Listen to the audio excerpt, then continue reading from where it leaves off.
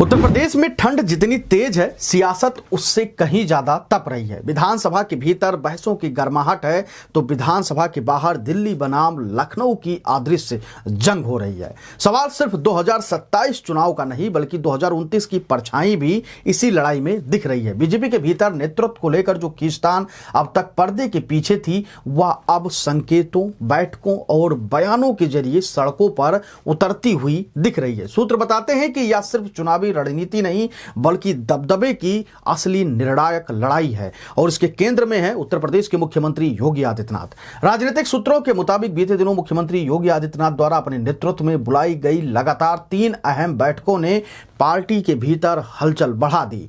इन बैठकों में deputy CM से लेकर केंद्रीय मंत्री और जो प्रदेश अध्यक्ष हैं पंकज चौधरी, सांसदों और विधायकों तक को बुलाया गया। एजेंडा साफ था, SIR, special intensive revision, panchayat चुनाव और 2027 चुनाव की तैयारी।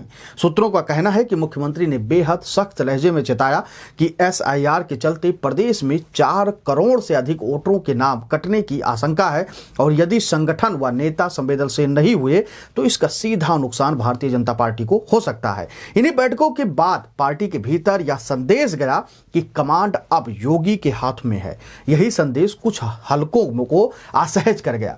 सूत्र बताते हैं कि इसी बेचैनी के बीच पंकज चौधरी ने दिल्ली में शीर्ष नेतृत्व से बातचीत की और बातचीत के बाद आनंद फानंद में संगठनात्मक बैठक बुलाई। पार्टी के अंदर यह चर्चा तेज है कि इस बैठक का उद्देश्य सिर्फ चुनावी तैयारी नहीं बल्कि यह काउंटर मैसेज देना था कि यूपी में अंतिम निर्णय का केंद्र दिल्ली और संगठन ही रहेगा। इधर समाजवादी पार्टी प्रमुख अखिलेश यादव ने इस खींचतान को सार्वजनिक मंच पर ला दिया है। उनके ट्वीट और साझा की गई तस्वीर, एक बड़ा प्याला, 2 छोटे प्याले, केशव प्रसाद मौर्य और ब्रजेश पाठक की तस्वीरों साथ में योगी आदित्यनाथ के साथ नजर आ रहे हैं। साफ इशारा थी कि बीजेपी के भीतर शक्ति संतुलन डगमगाया हुआ है।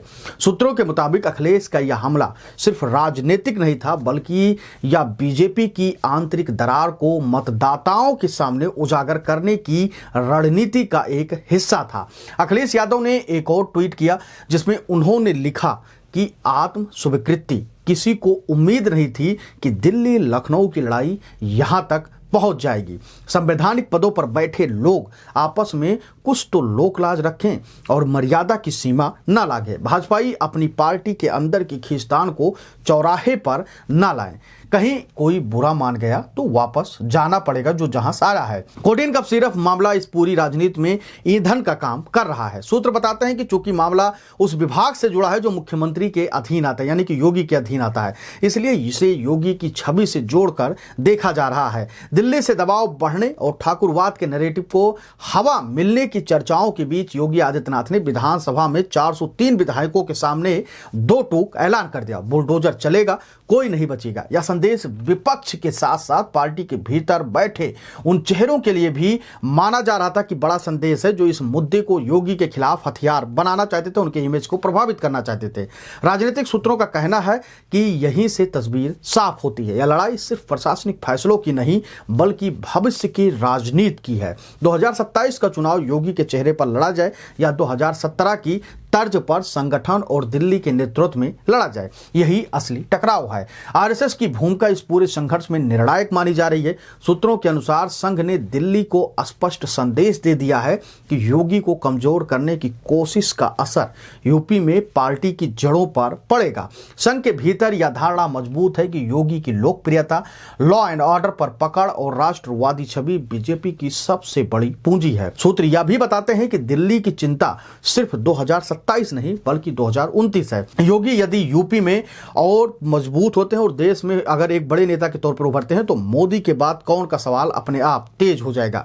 यही कारण है कि योगी को यूपी तक सीमित रखने की रणनीतियों की चर्चा चल रही है। दूसरी तरफ योगी की आक्रामक प्रशासनिक स्टाइल, खुले तौर पर सनातन और राष्ट्रवाद की राजनीति और जमीन पर दिखने वाले फैसले, ये सब उन्हें संघ के और बेहद करीब ले जा रहे हैं। अब पंकज चौधरी की प्रस्तावित प्रेस कॉन्फ्रेंस भी आज है और संगठनात्मक बैठकों को लेकर भी सवाल उठ रहे हैं। सूत्र पूछते हैं कि जब मुख्यमंत्री पहले ही दिशा निर्देश दे चुके हैं तो बार बार नेतृत्व का प्रदर्शन क्यों? आखिर क्यों ऐसा किया जा रहा है?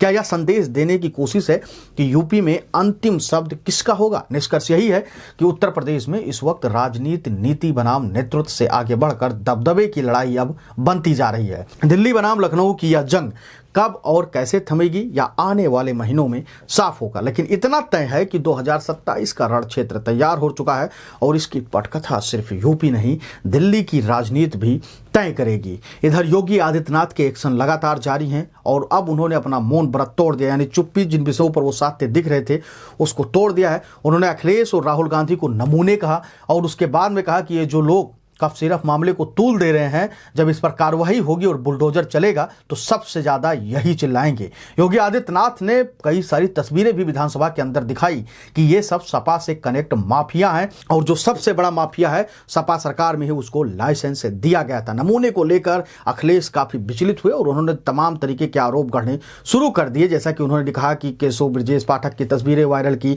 उसके बाद लिखा कि भाजपाइयों की लड़ाई चौराहे पर आई, इस तरीके की बातें करनी शुरू हो गई। यानी कि उत्तर प्रदेश का सियासी तापमान इस वक्त अपने चरम पर है और लगातार उसके केंद्र बिंदु बने हुए हैं उत्तर प्रदेश के योगी आदित्यनाथ। योगी आदित्यनाथ वो चेहरा है, वो व्यक्ति हैं जो हमेशा से राजनीतिक केंद्र बिंदु में रहे हैं। अब उनको लेकर जिस प्रकार से रस्साकसी है, खींचतान है, चाहे वो दिल्ली से लेकर हो, चाहे विपक्षियों का हो, हर कोई योगी आदित्यनाथ को ही टारगेट कर रहा है। वजह सब जानते हैं, क्योंकि योगी आदित्यनाथ के अंदर वो क्षमता है, वो काबिलियत है जो लगातार सारी बाधाओं को तोड़ते हुए आगे बढ़ रहे हैं। और अगर उनकी यही गति रही तो वो समय दूर नहीं जब दिल्ली की बड़ी वाली कुर्सी पर सबसे पहले योगी आदित्यनाथ विराजमान होंगे और पीछे खड़ा होगा आरएसएस।